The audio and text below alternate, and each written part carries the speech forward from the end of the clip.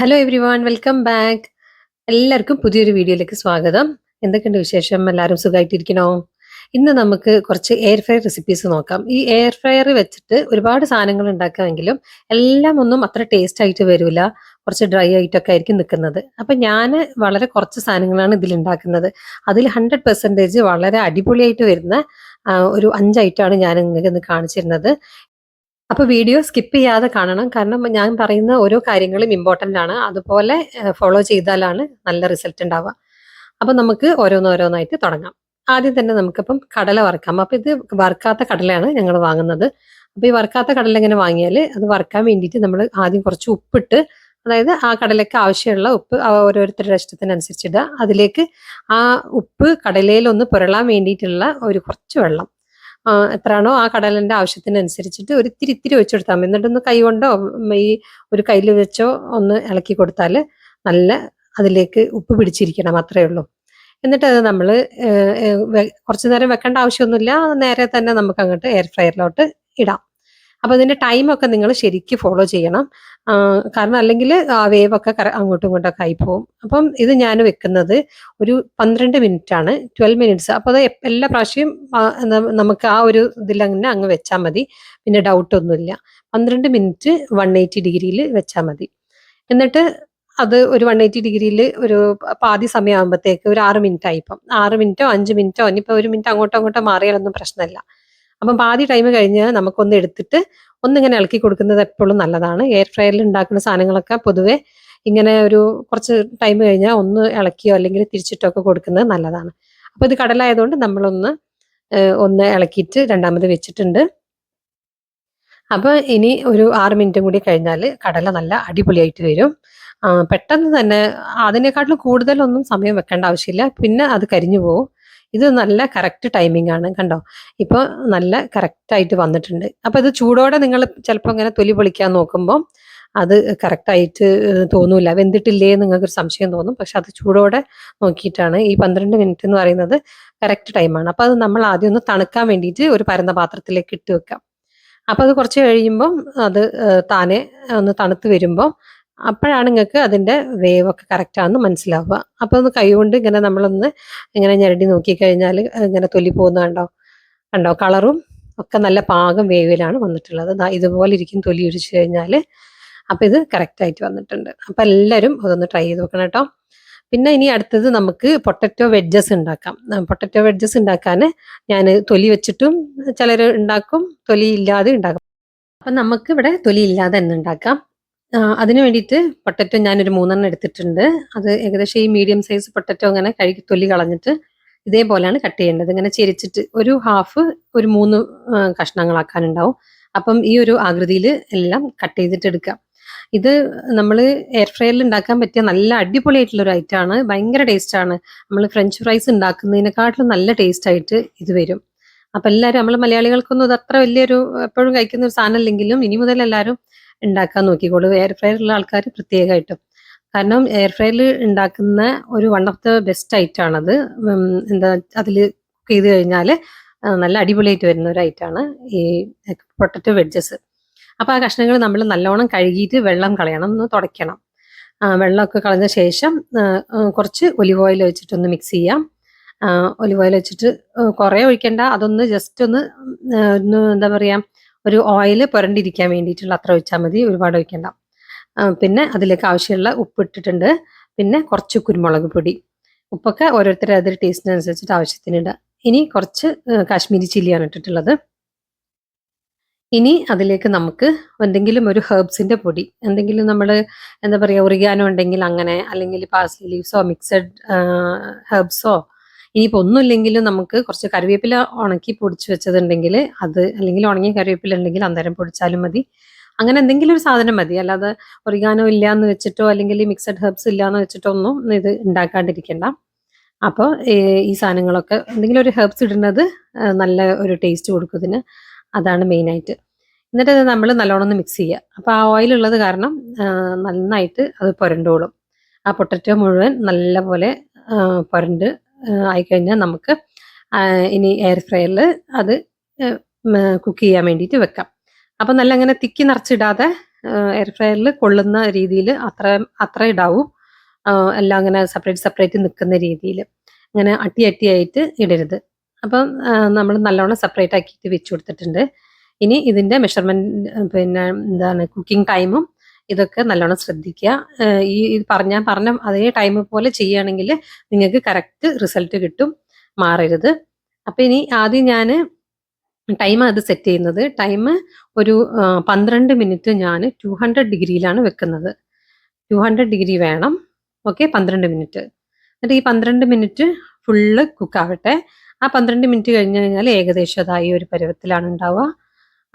ഇടയ്ക്ക് വെച്ച് നമ്മൾ ഇതാക്കൊന്നും വേണ്ട. 12 മിനിറ്റ് ഫുൾ അങ്ങ് കഴിഞ്ഞ് കഴിഞ്ഞാൽ പിന്നെ നമ്മളൊന്ന് എടുത്തിട്ട് ഇനി ഒന്ന് ഇളക്കി കൊടുത്താൽ മതി. ഇനി ഇളക്കി കൊടുത്താൽ ഇതിപ്പോൾ ഏകദേശം ഒരു 3/4 വേവായിട്ടുണ്ട്. ഇനി നമുക്കിത് ഒരു പ്രാവശ്യം കൂടെ വെക്കണം. ആ ഒരു പ്രാവശ്യം ഒരു 6 മിനിറ്റ് വെച്ചാൽ മതി. അപ്പോൾ ഞാൻ ടൈം ഒരു 6 മിനിറ്റ് സെറ്റ് ചെയ്തിട്ടുണ്ട്. ചൂട് 200 ഡിഗ്രിയിൽ തന്നെ വെക്കുക. 200-ൽ ഒരു 6 മിനിറ്റും കൂടി വെച്ച് കഴിഞ്ഞാൽ ഏകദേശം വെഡ്ജസ് നല്ല കറക്റ്റ് പാകമായിട്ടുണ്ടാവും. നല്ല സൂപ്പറായിട്ട് കുറച്ചിങ്ങനെ ഒരു മുരിഞ്ഞ ഒരു ടൈപ്പിലാണ് ഇത് വേണ്ടത്. ഇങ്ങനെ പുറമെ കാണുമ്പോൾ നമ്മളൊരു ചുട്ടെടുത്ത പോലെയുള്ളൊരു ലുക്കാണ് അതിന് വേണ്ടത്.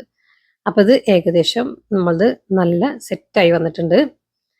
അപ്പം എല്ലാവരും ഇത് ഉണ്ടാക്കി നോക്കണം. എന്താ സിമ്പിളാണല്ലോ. വേറെ നമുക്ക് വീട്ടിൽ ഇല്ലാത്തതോ എന്തെങ്കിലും സ്പെഷ്യലായിട്ടുള്ള സാധനങ്ങളോ ഒന്നും വേണ്ട. പൊട്ടറ്റോ ഉണ്ടെങ്കിൽ എല്ലാവരും എയർ ഫ്രയറും ഇപ്പം മിക്കവാറും വീടുകളിലൊക്കെ ഉണ്ടല്ലോ. അപ്പം എല്ലാവരും ഒന്ന് ട്രൈ ചെയ്ത് നോക്കണം കേട്ടോ. എയർ ഫ്രയർ കൊണ്ട് ഉണ്ടാക്കുന്നതിൽ എനിക്ക് ഏറ്റവും നല്ല ഇഷ്ടമായ ഒരു എന്താ പറയുക ഒരു ഡിഷാണ് ഇത്. അപ്പം എല്ലാവരും ഒന്ന് ട്രൈ ചെയ്ത് നോക്കുക, മറക്കരുത്. ഈ ടൈമിംഗ് ഒക്കെ പ്രത്യേകം ഓർത്ത് വെക്കണം, ചെയ്യുമ്പം മറക്കരുത്. ഓക്കെ, ഇനിയിപ്പോൾ നമുക്ക് അടുത്ത ഒരു ഐറ്റം നോക്കാം. നമുക്ക് കുറച്ച് ചിക്കൻ ഫ്രൈ ചെയ്യുന്നത് എങ്ങനെയാണെന്ന് നോക്കാം. അപ്പോൾ അതിന് വേണ്ടിയിട്ട് ഞാൻ കുറച്ച് ചിക്കൻ എടുത്തിട്ടുണ്ട്. അതിലേക്ക് ആവശ്യത്തിനുള്ള കാശ്മീരി ചില്ലി, കുറച്ച് ഗരം മസാല, പിന്നെ പെരുംജീരകം പൊടി, പിന്നെ കുറച്ച് മഞ്ഞൾപ്പൊടി, പിന്നെ കുറച്ച് കോൺഫ്ലോറും കൂടി ഇടുക. പിന്നെ ആവശ്യത്തിനുള്ള ഉപ്പ്, പിന്നെ കുറച്ച് ചെറുനാരങ്ങ നീരും കൂടെ ഒഴിക്കുക. എന്നിട്ട് അതിലേക്ക് കുറച്ച് ഒരു 2 ടീസ്പൂൺ വെളിച്ചെണ്ണയും കൂടി ഒഴിക്കുന്നുണ്ട്. അപ്പം ഈ ചിക്കൻ പൊരിക്കുന്നത് എങ്ങനെയാണെന്നുള്ളതിൻ്റെ റെസിപ്പി ഞാൻ ലിങ്ക് ഡിസ്ക്രിപ്ഷനിൽ കൊടുക്കാം. ഞാനൊരു ഷോർട്ട് വീഡിയോ ഇട്ടിട്ടുണ്ടായിരുന്നു. അതിൻ്റെ കറക്റ്റ് മെഷർമെൻ്റ് ആയിട്ട് പറഞ്ഞിട്ടുള്ളത് അതിലാണ്. അപ്പോൾ ഇതിപ്പോൾ ഞാൻ ജസ്റ്റ് മെയിനായിട്ട് നിങ്ങൾക്ക് എയർ ഫ്രയറിൽ ഉണ്ടാക്കുന്നത് എങ്ങനെയെന്ന് കാണിക്കാനാണല്ലോ. അപ്പം അത് ഉണ്ടാക്കുന്നത് എങ്ങനെയാണെന്ന് ശ്രദ്ധിക്കുക. അപ്പം ഈ രീതിയിൽ നമുക്ക് നല്ല ഡ്രൈ ആയിട്ട് ഉള്ള ചിക്കൻ പൊരിച്ചതാണ് ഞാൻ ഉണ്ടാക്കുന്നത്. അപ്പോൾ ഡ്രൈ ആയിട്ടുള്ളത് ഉണ്ടാക്കാൻ വേണ്ടിയിട്ട് നമ്മളിങ്ങനെ ഈ പാത്രത്തിൽ എയർ ഫ്രയറിൻ്റെ ആ ട്രേ എടുത്തിട്ട് അതിൽ കുറച്ചൊന്ന് ഒരു എണ്ണ പുരട്ടിയാൽ മതി, ഒരുപാടൊന്നും വേണ്ട. പിന്നെ ഇങ്ങനെ പേപ്പർ വെച്ചിട്ടും എയർ ഫ്രയറിൽ വെക്കുന്ന പേപ്പർ വെച്ചിട്ടും പൊരിക്കാം. പക്ഷേ അത് ഞാൻ ഇങ്ങനെ ചിക്കൻ നല്ല ഡ്രൈ ആയിട്ട് പൊരിക്കാൻ വേണ്ടിയിട്ട് ചെയ്യുമ്പം അങ്ങനെ ചെയ്യാറില്ല. കാരണം അപ്പം നല്ല ഒരു മൊരിഞ്ഞ് കിട്ടാത്ത പോലെ തോന്നും. അതിൻ്റെ മോയ്സ്ചറൊക്കെ അതിലത്തെ വെള്ളമൊക്കെ ഇങ്ങനെ ആ പേപ്പറിൽ തന്നെ ഇരിക്കുമ്പോൾ നമുക്ക് ആ ചിക്കൻ ഫ്രൈൻ്റെ ആ ഒരു ഫീല് കിട്ടൂല. അത് നമുക്ക് നമ്മൾ ചിക്കൻ ബ്രസ്റ്റ് പോലുള്ള സാധനങ്ങളൊക്കെ ഉണ്ടാക്കുമല്ലോ, അപ്പോൾ അതിൽ നിന്ന് കുറേ വെള്ളം അങ്ങനെ റിലീസാവും. അപ്പോൾ അങ്ങനത്തെ സാധനങ്ങൾ ഉണ്ടാക്കുമ്പോൾ നമുക്ക് ആ പേപ്പർ വെച്ചിട്ട് ഉണ്ടാക്കിയാൽ നല്ലതാണ്, അങ്ങനെ മുരിഞ്ഞ് വരണ്ടാത്തത്. ഇത് നമുക്ക് നല്ല ചിക്കൻ ഫ്രൈ നമ്മൾ എണ്ണയിൽ വറുത്ത് കോരിയിട്ട് ഉണ്ടാവുന്ന ചിക്കൻ ഫ്രൈ എങ്ങനെ ഉണ്ടാവും അതേപോലെ വരാൻ വേണ്ടിയിട്ടാണ് ഞാനിത് ചെയ്യുന്നത്. അപ്പോൾ അതിന് നമുക്ക് അങ്ങനെ തന്നെ ട്രെയിൽ വെക്കാം. കുറച്ച് താഴേക്ക് അതിൻ്റെ ഓയിലോ അതൊന്നും വരുന്ന ഇതെല്ലാം പോയാലും സാരമില്ല. ഇതാണ് ഇതിൽ ടേസ്റ്റ് ഉള്ളത്. മറ്റേത് അതിൽ മസാല പോലെ അങ്ങനെ കിടക്കും, ഇങ്ങനെ ഉണങ്ങാതെ ഉള്ള പോലെ കിടക്കും. അപ്പോൾ അതിന് വേണ്ടിയിട്ട് നമുക്ക് ഇതിലത്തെ മെനു എടുത്തിട്ട് അതിൽ തന്നെ ഉണ്ട് ചിക്കൻ്റെ ഓപ്ഷന്. അപ്പോൾ ഇങ്ങനെ മെനുവിൽ പ്രസ് ചെയ്ത് കൊടുത്താൽ ആ ചിക്കൻ കാലിൻ്റെ ആ ഒരു ഐക്കൺ കാണുമ്പോൾ ആ ഒരു ഇതിൽ വെച്ചാൽ മതി. ആ ഒരു ടൈമർ കറക്റ്റാണ്. കാരണം ഇത്ര ഒരു അത്യാവശ്യം വലിപ്പമുള്ള പീസാണല്ലോ ഞാൻ പൊരിക്കാൻ വേണ്ടി വെച്ചത്. അപ്പോൾ അതൊരു 24 മിനിറ്റ്സ് 180 ഡിഗ്രിയിൽ അങ്ങനെ ഉണ്ടാവും. അപ്പോൾ കുറച്ച് ഒരു 10-12 മിനിറ്റ് ഒക്കെ ആകുമ്പോൾ അതേപോലെ തന്നെ ഒന്ന് പാതി ടൈം ആയല്ലോ, ആ സമയത്ത് ഒന്ന് തുറന്നിട്ട് ഒന്ന് പോസാക്കി വെച്ചിട്ട് ഒന്ന് തുറന്നിട്ട് എല്ലാം ഒന്ന് തിരിച്ചിട്ട് കൊടുക്കുക. അപ്പോൾ കണ്ടോ, ഇപ്പോൾ ഈ ഒരു പരുവത്തിലാണ് ആയത്. ഇനി ഈ ഒരു പാതി ടൈം ഇപ്പോൾ 10 മിനിറ്റോ 12 മിനിറ്റോ ഒക്കെ ആകുമ്പോൾ നിങ്ങൾക്ക് അതൊന്ന് എടുത്തിട്ട് ഇതേപോലെ ഒന്ന് തിരിച്ചിട്ട് കൊടുത്താൽ മതി. തിരിച്ചിട്ട് കൊടുത്തിട്ട് ബാക്കി ടൈമും കൂടെ അത് ഫിനിഷ് ആവുമ്പം ഏകദേശം ഈ പൊരിച്ചത് റെഡിയാവും. ഇതിപ്പോൾ 24 മിനിറ്റ്സ് ഉണ്ടല്ലോ, ഇതിപ്പോൾ അത്യാവശ്യം വലിയൊരു പീസ് ആയതുകൊണ്ടാണ് ആ 24 മിനിറ്റ്സും വേണ്ടി വരുന്നത്. ചിലപ്പോൾ നമ്മൾ ഇതിനെക്കാട്ടും ചെറിയ പീസാക്കിയിട്ടാണ് ചിക്കൻ വെക്കുന്നതെന്നുണ്ടെങ്കിൽ നമുക്ക് ആ 24 മിനിറ്റ്സിൽ നിന്ന് നമുക്ക് അതൊരു 2 മിനിറ്റ് കൂടി കുറച്ചിട്ട് ഒരു 22 മിനിറ്റ്സ് ഒക്കെ വെച്ചാൽ മതി കേട്ടോ. അല്ലെങ്കിൽ അത് ഡ്രൈ ആയി പോകും വല്ലാതെ. ഇത് കണ്ടോ, ഇതിപ്പോ ഇതിന് നല്ല കറക്റ്റ് ആണ്. ഇതിന്റെ ആ ഒരു ജ്യൂസി ഫീലോ ഒന്നും നഷ്ടപ്പെട്ടിട്ടില്ല. അത് കണ്ടോ, ഞാൻ കാണുമ്പം അറിയാം. നല്ല നമ്മളിപ്പോ എണ്ണയിൽ വറുത്തെടുത്ത പോലെ തന്നെയുള്ള ഒരു ഫീലാണ് ഇതിനുള്ളത്. അപ്പൊ ഈ ഒരു ടൈമിങ് ഇങ്ങനെ വരാൻ വേണ്ടിയിട്ട് കറക്റ്റ് ആണ്. ഇതിനെക്കാട്ടി കുഞ്ഞു കുഞ്ഞു പീസാക്കുകയാണെങ്കിൽ ടൈമിങ് 24 മിനിറ്റ്സ് വേണ്ട കേട്ടോ. അപ്പൊ ഒരു 2 മിനിറ്റ് നിങ്ങൾ മാനുവലായിട്ട് ഒന്ന് കുറച്ച് കൊടുത്താൽ മതി. അതായത് 22 മിനിറ്റ് മതി. ഇനി നമുക്ക് ഫ്രഞ്ച് ഫ്രൈസ് ഉണ്ടാക്കി നോക്കാം. അപ്പൊ ഫ്രഞ്ച് ഫ്രൈസ് ഉണ്ടാക്കാൻ വേണ്ടിയിട്ട് നമുക്ക് ഇത് പൊട്ടറ്റോ ഇതേപോലെ കട്ട് ചെയ്തെടുത്തിട്ട് ഫ്രഞ്ച് ഫ്രൈസിനുള്ള രീതിയിൽ കട്ട് ചെയ്യാൻ എല്ലാവർക്കും അറിയാലോ.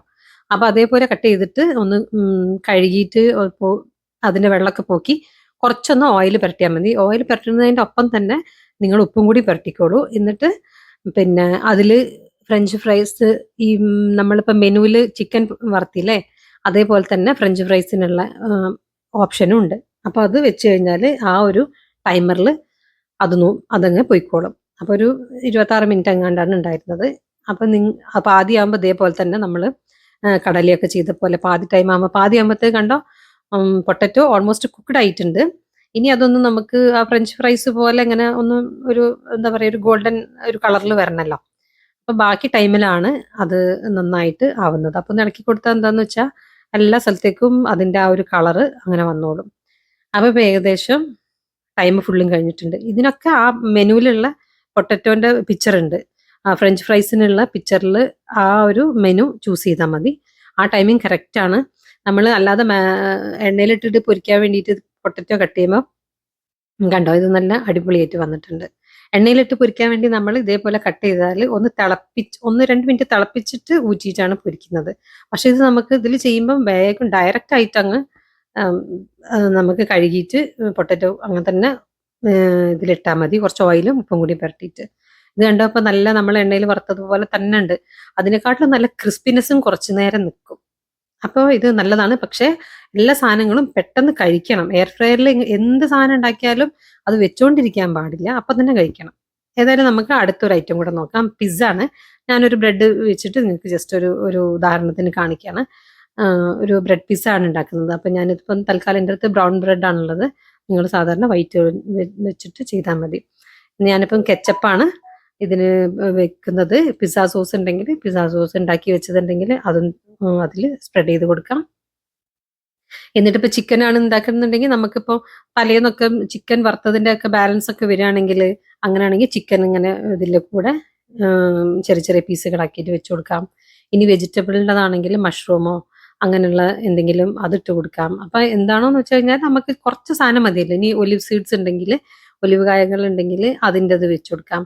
അപ്പൊ ഞാനിതിപ്പോ ജസ്റ്റ് ഇങ്ങനെ കാണിക്കാൻ വേണ്ടിയിട്ട് ഇപ്പൊ ഞാനിവിടെ ഉള്ള ഉള്ളിയും ഒരു തക്കാളിയും കുറച്ച് ക്യാപ്സിക്കവും കൂടെ കട്ട് ചെയ്തിട്ട് വെക്കുകയാണ്. അപ്പൊ അത് എങ്ങനെ നമുക്ക് അതിന്റെ റിസൾട്ട് വരും എന്നുള്ളത് നോക്കാൻ വേണ്ടിയിട്ട്. അപ്പൊ കുറച്ച് സാധനങ്ങൾ ഇട്ട് കൊടുത്താൽ മതി, ഒരുപാടൊന്നും വേണ്ട. കാരണം നമ്മൾ മെയിനായിട്ട് ഇതിൽ ചീസും ഇതൊക്കെ ഇടുമ്പം അതിൻ്റെ ഒരു ടേസ്റ്റ് ആണല്ലോ. പിന്നെ ബ്രെഡും കുറച്ചല്ലേ ഏരിയ ഉള്ളൂ. അപ്പൊ നമ്മൾ ഒരുപാട് അങ്ങിട്ടിട്ട് ഫില്ല് ചെയ്യേണ്ട ആവശ്യമില്ല. അപ്പോൾ കുട്ടികൾക്കൊക്കെ നല്ല ഇഷ്ടാവും ചെയ്യും. പിന്നെ ഇനി നമുക്ക് ഇതിന്റെ മേലോട്ട് മറ്റേ മൊസറല്ല ചീസാണ്, അതൊന്ന് സ്പ്രെഡ് ചെയ്ത് കൊടുക്കാം. അത്യാവശ്യം ഇഷ്ടമുള്ളവർക്ക് നല്ല കൂടുതലായിട്ട് തന്നെ ചീസ് ഇട്ട് കൊടുക്കാം. അപ്പം കുട്ടികൾക്കൊക്കെ നല്ല ഇഷ്ടമായിരിക്കും. ആ ചീസിൻ്റെ ഇങ്ങനെ വലിയുന്ന ഒരു ടെക്സ്ചറൊക്കെ നല്ല ഇഷ്ടമായിരിക്കും. പിന്നെ ഏത് സാധനം ഇതിലുണ്ടാക്കുമ്പോഴും അപ്പം തന്നെ കഴിക്കണം കേട്ടോ. അത് മാത്രമാണ് ഇതിലെല്ലാ കാര്യത്തിലും പറയാനുള്ളത്. ചീസിൻ്റെ മേലെ നമുക്ക് ഒറിഗാനോ ഉണ്ടെങ്കിൽ അതിടാം, അല്ലെങ്കിൽ എന്തെങ്കിലും മിക്സഡ് ഹെർബ്സ് ഇടാം, എന്തെങ്കിലും ഇട്ട് കൊടുക്കുക. പിന്നെ കുറച്ച് ചില്ലി ഫ്ലേക്സ് ഉണ്ടെങ്കിൽ അതും കൂടി ഇടാം. കുട്ടികൾക്ക് ഇനിയിപ്പം എരിവ് വേണ്ടാന്നാണെങ്കിൽ അത് ഒഴിവാക്കാം. എന്നിട്ട് നമുക്ക് എയർ ഫ്രയറിൽ ഇങ്ങനെ ആ പേപ്പർ ഉണ്ടല്ലോ, എയർ ഫ്രയറിൽ വെക്കുന്ന ആ പേപ്പർ വെച്ചിട്ട് അതിന്റെ മുകളിലിട്ട് വെക്കാം. അപ്പം എന്താണെന്ന് വെച്ച് കഴിഞ്ഞാൽ അത് ചൂടായിട്ട് ഒലിക്കൊക്കെ ആണെങ്കിലും അതിലേക്ക് ആയിക്കോളും. അപ്പൊ ടൈം ഞാനിപ്പോൾ 5 മിനിറ്റ് 180 ഡിഗ്രിയിലാണ് വെച്ചിട്ടുള്ളത്. 5 മിനിറ്റ് ആണ്. നിങ്ങൾക്ക് കുറച്ച് സംശയം ഉണ്ടെങ്കിൽ 4 മിനിറ്റ് ആദ്യം വെച്ച് നോക്കുക. എന്നിട്ട് ശരിയായിട്ടില്ല, ഇത്തിരിയും കൂടെ ആവാണ്ടെന്നുണ്ടെങ്കിൽ 5 ആക്കിയാലും മതി. ഇപ്പൊ ഞാൻ 5 മിനിറ്റ് കറക്റ്റ് വെച്ചപ്പോൾ 180 വെച്ചപ്പം നല്ല കറക്റ്റ് ആയിട്ടാണ് വന്നത്. അപ്പൊ നിങ്ങളും ഇനി എന്ത് ചീസാണ് ഉപയോഗിക്കുന്നത് അനുസരിച്ചിട്ട് എന്തെങ്കിലും വ്യത്യാസം ഉണ്ടെങ്കിൽ എന്തായാലും കൂട്ടി വെക്കണ്ട 5 മിനിറ്റിനെക്കാട്ടിലും. 5 മിനിറ്റ് നല്ല പെർഫെക്റ്റ് ടൈമിംഗ് ആണ് 180 ഡിഗ്രിയിൽ. അപ്പൊ ഇതാ ഏകദേശം നമ്മളെ പിസ്സയും റെഡി ആയിട്ടുണ്ട്. 5 മിനിറ്റ് ടൈമിങ് നല്ല പെർഫെക്റ്റ് ടൈമിംഗ് ആണ്. ഇതുപോലാണ് കാണാനുള്ളത്. നമ്മൾ ആ പേപ്പർ വെച്ചത് കൊണ്ട് എന്താന്ന് വെച്ചാൽ ബ്രെഡ് ഉണങ്ങി പോവില്ല. ജസ്റ്റ് നല്ല ഇതായിട്ട് നല്ല സോഫ്റ്റ് ആയിട്ട് തന്നെ നിൽക്കുകയും ചെയ്യും. ചീസൊക്കെ നല്ല മേലെ നല്ല ഡ്രൈ ആയി വന്നിട്ടുണ്ട്. നല്ല കുക്കായി വന്നിട്ടുണ്ട്. അപ്പം നല്ല ടേസ്റ്റാണ് കഴിക്കാൻ. അപ്പം എല്ലാവരും ഒന്ന് ഉണ്ടാക്കി നോക്കുക. നല്ല എളുപ്പമാണ്. ഇതൊരു ബ്രെഡ് പീസ് ഉണ്ടെങ്കിൽ വീട്ടിലുള്ള എന്തെങ്കിലും വെച്ച് ചീസ് ഉണ്ടെങ്കിൽ പെട്ടെന്ന് ഉണ്ടാക്കാമല്ലോ കുട്ടികൾക്കൊക്കെ ഉണ്ടാക്കി കൊടുക്കാൻ. അപ്പം എല്ലാവരും ഒന്ന് ട്രൈ ചെയ്യുക. എല്ലാം ഉണ്ടാക്കുക, പെട്ടെന്ന് അങ്ങ് കഴിക്കുകയും വേണം. മാറ്റി വെച്ച് കഴിഞ്ഞാൽ പിന്നെ ടേസ്റ്റ് ഉണ്ടാവില്ല. അതെല്ലാവരും പെട്ടെന്ന് എന്തായാലും ഓർക്കേണ്ടതാണ് കേട്ടോ. പിന്നെ അപ്പോൾ വീഡിയോ ഇഷ്ടപ്പെട്ടാൽ എല്ലാവരും ഒന്ന് ലൈക്ക് ചെയ്യുക. ഒന്ന് ആർക്കെങ്കിലും ഫ്രണ്ട്സിനൊക്കെ വേണമെങ്കിൽ ഷെയർ ചെയ്ത് കൊടുക്കുക. പിന്നെ ചാനൽ ഒന്ന് സബ്സ്ക്രൈബ് ചെയ്യാനും മറക്കരുത്. എന്നാലും ഞാൻ ഇതുപോലത്തെ നല്ല നല്ല വീഡിയോസൊക്കെ ഇടുമ്പോൾ എന്നാലേ എല്ലാവർക്കും എത്തുള്ളൂ. അപ്പം ഇഷ്ടപ്പെട്ടാൽ വീഡിയോ സ്ഥിരമായിട്ട് കാണുന്നവരാണെങ്കിൽ സബ്സ്ക്രൈബ് ചെയ്യാൻ മറക്കരുത് കേട്ടോ. അപ്പം ഇനി ഇൻഷാ അല്ലാഹ് അടുത്ത പ്രാവശ്യം വേറൊരു വീഡിയോ ആയിട്ട് കാണാം. Thank you.